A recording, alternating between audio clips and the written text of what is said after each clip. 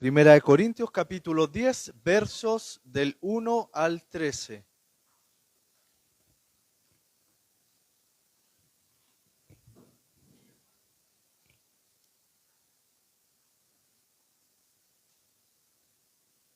Bien, lo leemos entonces en el nombre del Padre, del Hijo y del Espíritu Santo. Amén. Porque no quiero, hermanos, que ignoréis que nuestros padres todos estuvieron bajo la nube, y todos pasaron el mar, y todos en Moisés fueron bautizados en la nube y en el mar.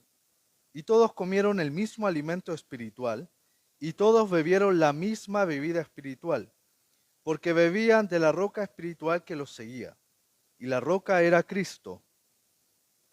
Pero de los demás de ellos no se agradó Dios, por lo cual quedaron postrados en el desierto. Mas estas cosas sucedieron como ejemplos para nosotros, para que no codiciemos cosas malas, como ellos codiciaron. Ni seáis idólatras, porque algunos de ellos, según está escrito, se sentó el pueblo a comer y a beber, y se levantó a jugar. Ni forniquemos, como algunos de ellos fornicaron, y cayeron en un día 23,000. Ni tentemos al Señor, como también algunos de ellos le tentaron, y perecieron por las serpientes. Ni murmuréis, como algunos de ellos murmuraron, y perecieron por el destructor.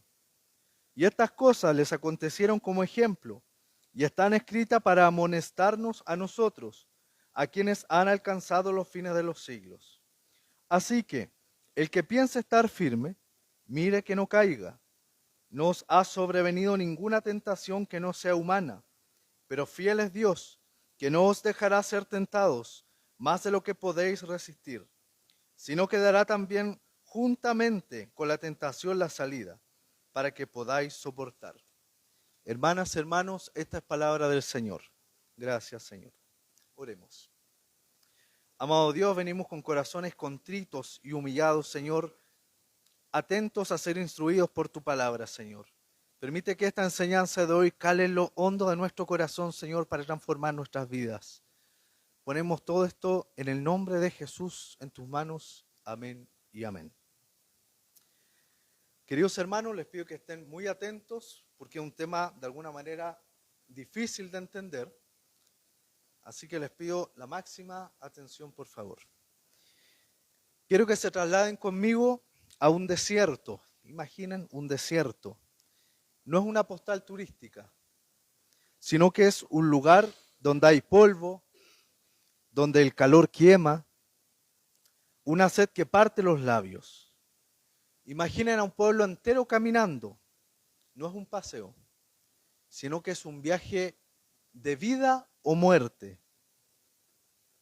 Han dejado atrás las cadenas rotas de la esclavitud del faraón y adelante hay una promesa de parte de Dios, una promesa de una tierra donde fluye leche y miel.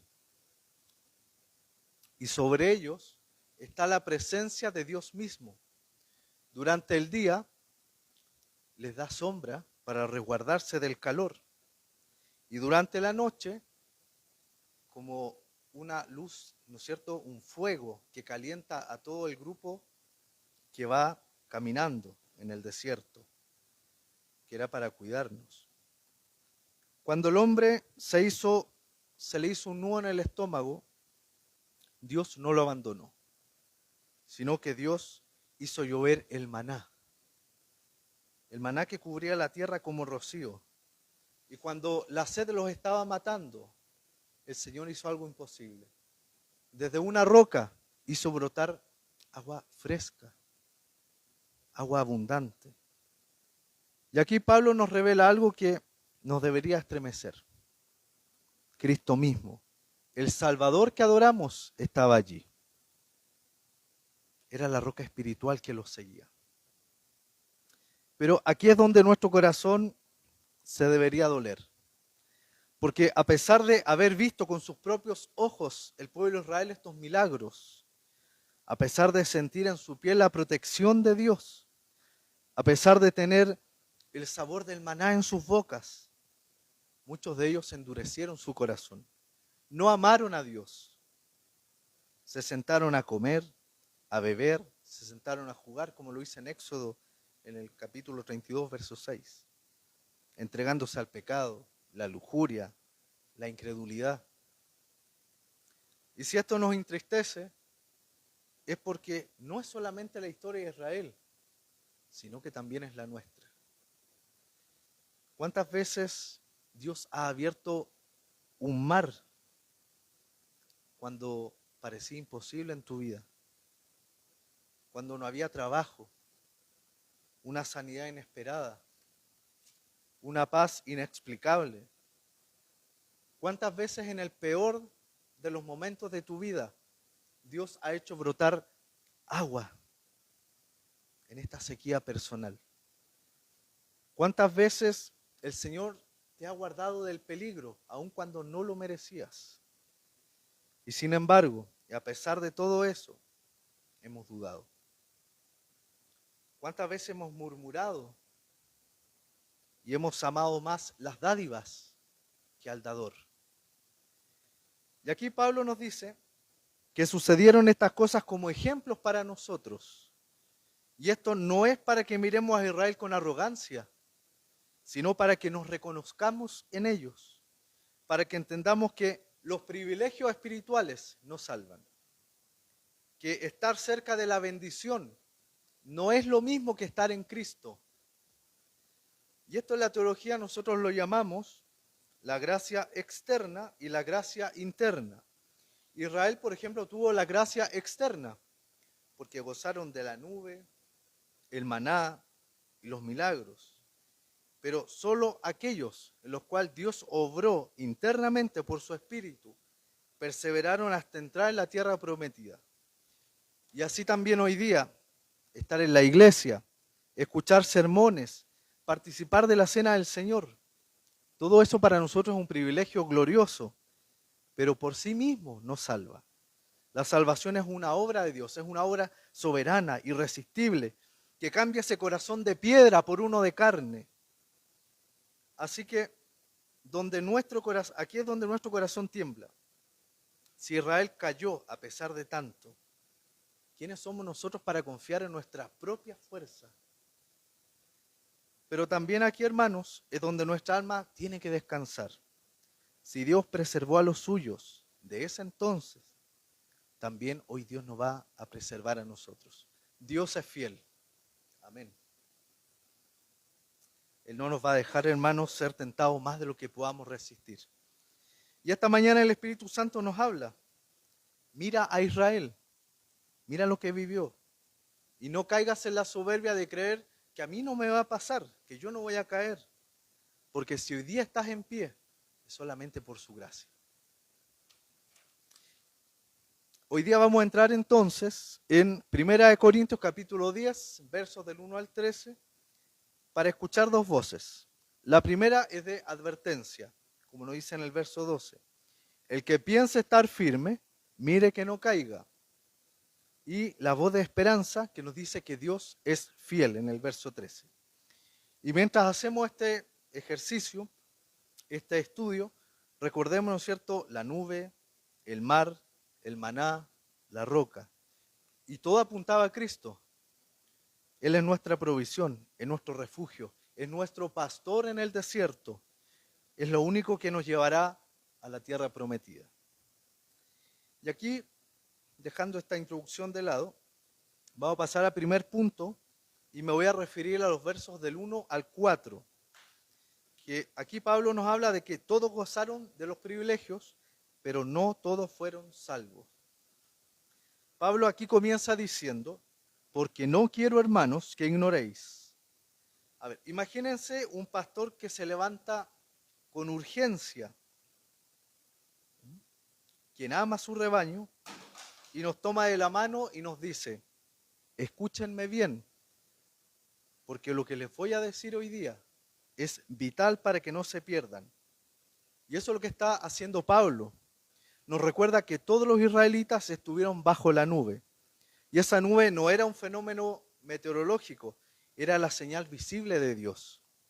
Día tras día ellos podían levantar su mirada y ver a Dios cara a cara. Están en la presencia de Dios que los resguardaba. Todos sin excepción cruzaron el Mar Rojo. Las aguas quedaron como murallas, es decir, pasaron el mar seco, en tierra seca. Todos comieron del maná, el pan de los ángeles que descendía del cielo cada mañana.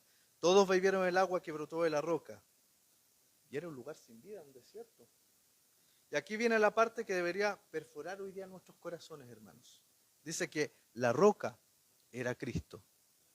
El Hijo Eterno de Dios, antes de nacer en Belén, ya estaba ahí, en medio del desierto, sosteniendo la vida de un pueblo que ni siquiera comprendía la magnitud de lo que hoy día nosotros podemos comprender.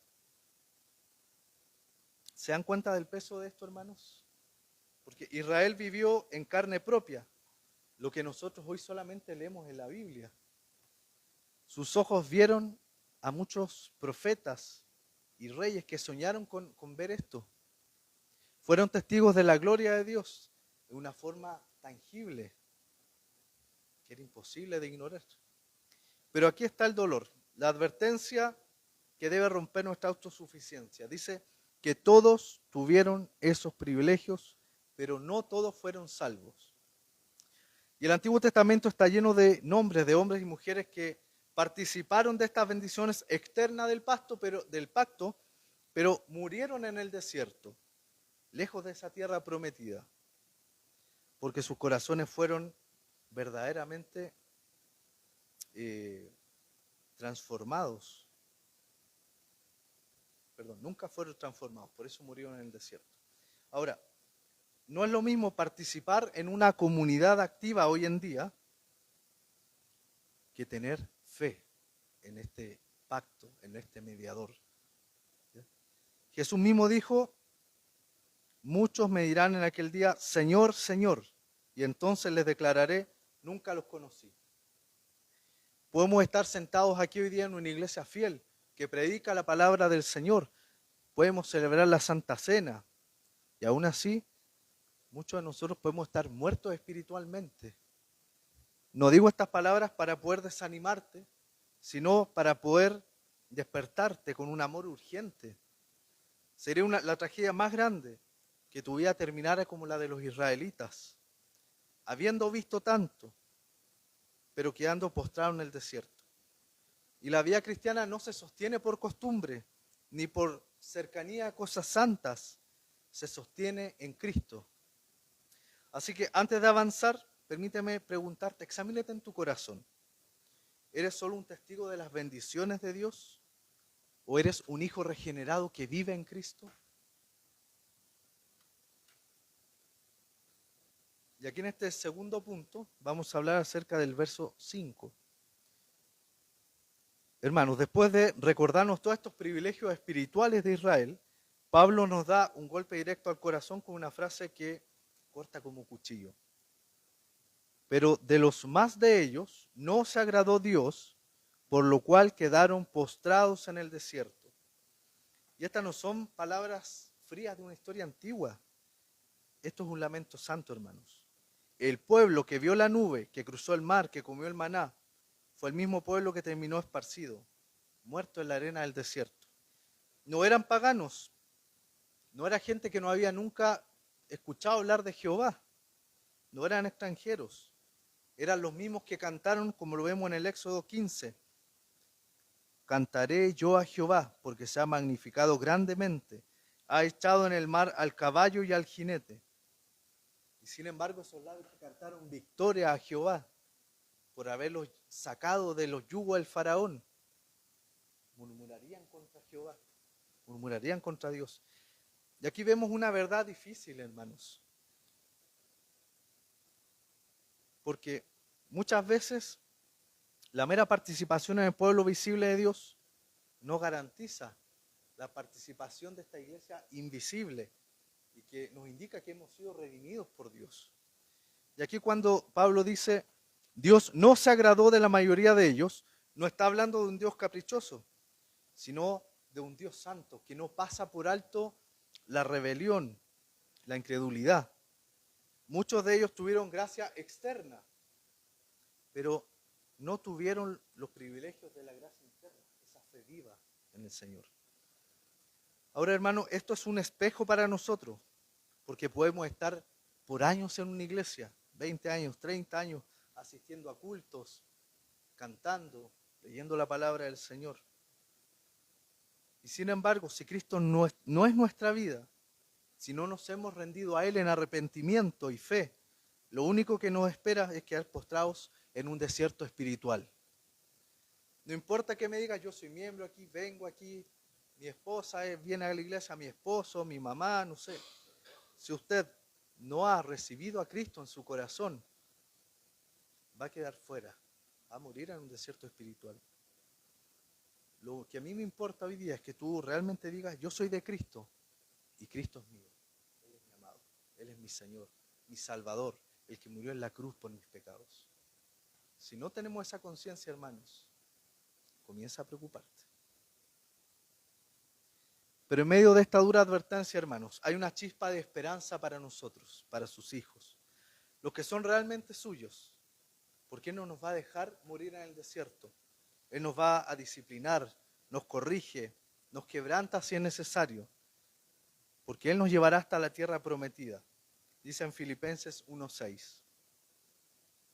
El que comenzó en vosotros la buena obra, la perfeccionará hasta el día de Jesucristo. No confiemos, hermanos, en la nube, en el mar, en el maná, en la roca.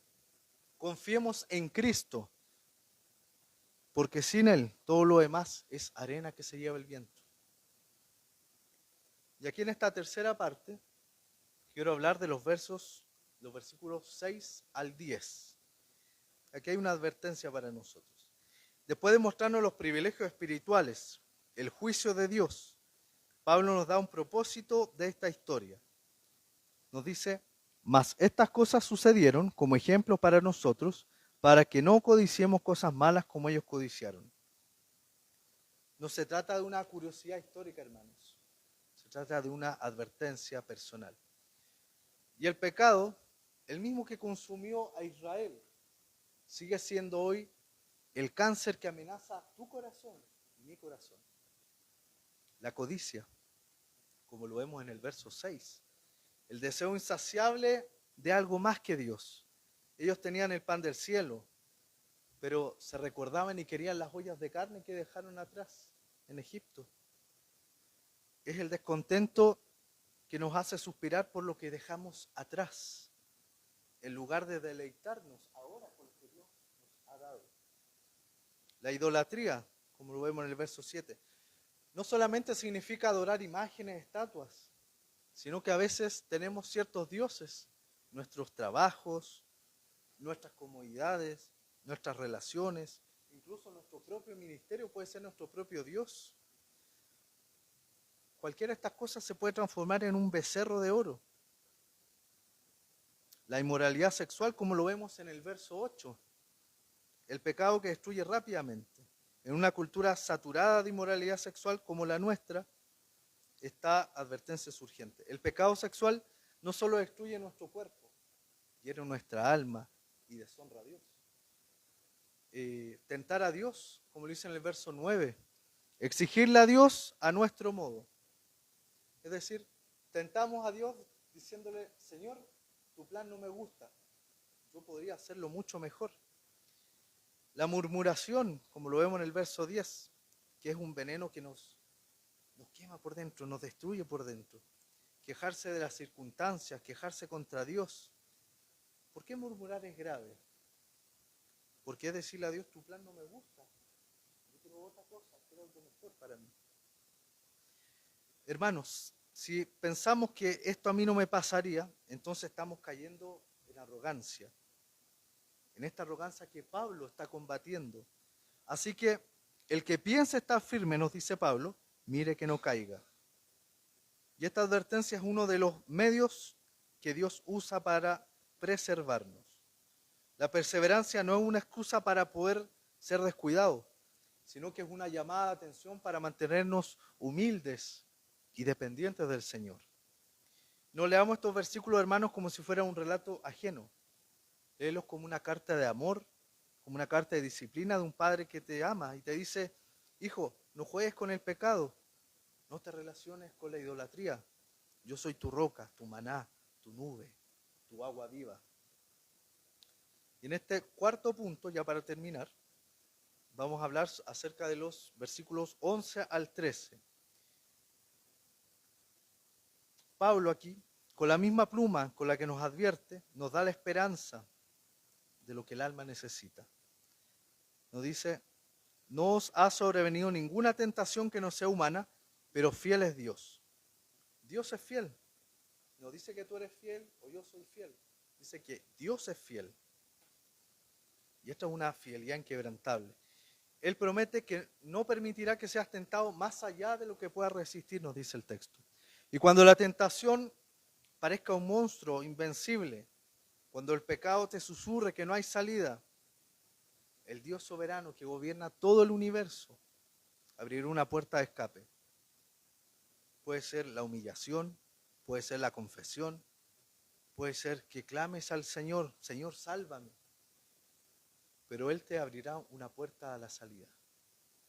La salida que Dios da no siempre es escapar. A veces es descubrir por qué nos pasan estas cosas. A veces la salida es resistir. Por eso, hermanos, si hoy estás en medio de un desierto, si sientes que el pecado te acecha como un león, mira a Cristo. No mires tu fidelidad. Mira a aquel que fue tentado en todo, pero sin pecado, para que tú hoy día, por su gracia, puedas vencer.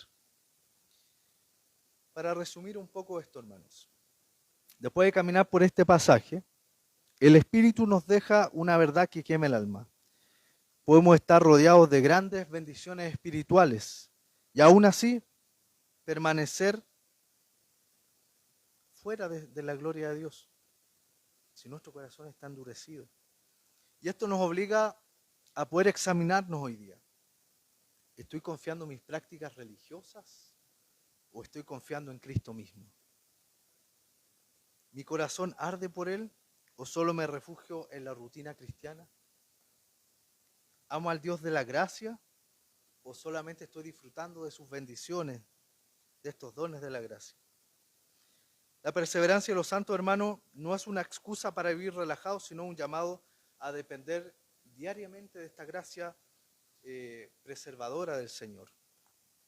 Si tu corazón hoy día está tibio, si sientes que el desierto ha secado tu alma, ven al manantial, ese manantial de agua viva que es Cristo. Si estás tentado, recuerda que Dios es fiel y no dejarás que seas probado más allá de lo que puedas soportar. Y si has caído, levántate, porque su gracia no está agotada.